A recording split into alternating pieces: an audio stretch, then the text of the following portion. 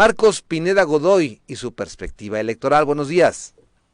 ¿Qué tal, mi querido Teodoro? Qué gusto en saludarte a ti y a todo el auditorio de Irradia Noticias. La perspectiva de hoy se titula Mutaciones, primera de dos partes.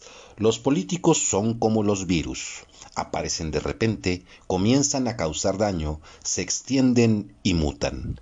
Algunos no son tan perniciosos, pero otros son francamente peligrosos, letales. A veces se esparcen con lentitud y en otras ocasiones se multiplican en forma acelerada, invaden súbitamente y se vuelven muy difíciles de combatir.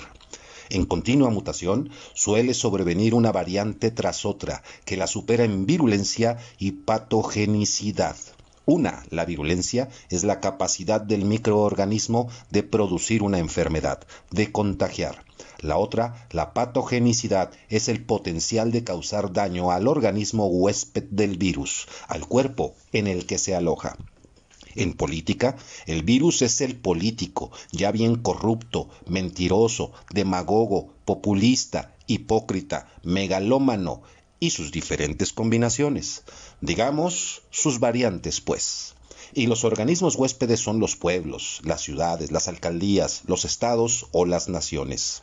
México ha padecido muchas, quizá incontables epidemias biológicas y políticas a lo largo de su historia. Respecto a las políticas, unas han sido virus de perfil conservador y otras con aspecto liberal, de izquierda o de derecha, capitalistas o socialistas, pero todas han causado daños de alguna u otra forma, en mayor o menor magnitud.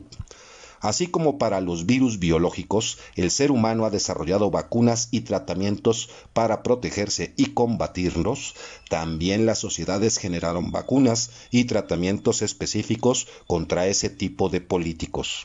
Los llamamos leyes e instituciones, democracia y libertad, transparencia, rendición de cuentas y lucha contra la corrupción. Así fueron puestos en escena, evolucionando también, los medios para combatir a los políticos virulentos, definiendo la separación de poderes como la columna vertebral de un Estado moderno, sentando las bases para la administración de los recursos públicos, reglas para lograr el respeto a la voluntad popular, garantías para la defensa de los derechos civiles y políticos de los ciudadanos y sanciones para quienes violentaran los principios y las normas. Llegamos, y no solo aquí en México, sino en todos los sistemas políticos democráticos del mundo, a crear organismos autónomos, independientes, que contribuyeran a poner un freno a los excesos del poder, particularmente a los excesos en los sistemas donde predomina el presidencialismo o en donde el mandato parlamentario delegaba amplias facultades a un solo individuo. Han sido varias las vacunas que, en ese sentido, la sociedad ha aplicado para contrarrestar la virulencia y patogenicidad del poder. Resaltan los bancos nacionales autónomos, como el Bundesbank alemán, el primero en su género, que pudo evitar que la economía y la producción de moneda siguieran siendo manipuladas por los gobernantes, con las consecuencias que esto tiene y que cualquier economista entiende resultan en catástrofes financieras. Hoy, la mayoría de las naciones libres cuentan con sus bancos autónomos y México con el suyo. Otro ejemplo son los organismos electorales independientes de los poderes del Estado, que con todas las críticas que se les pueden hacer, han reducido y dificultado que los gobiernos metan mano a los comicios, manipulen los resultados y en suma se cometan fraudes electorales. Y unos más de estos organismos autónomos, también perfectibles y criticables por supuesto, pero útiles para contar con una lectura de la realidad más allá de lo que alegremente les conviene dar a conocer a los gobiernos, son los que se dedican al conteo, el registro, la evaluación, la estadística y la investigación.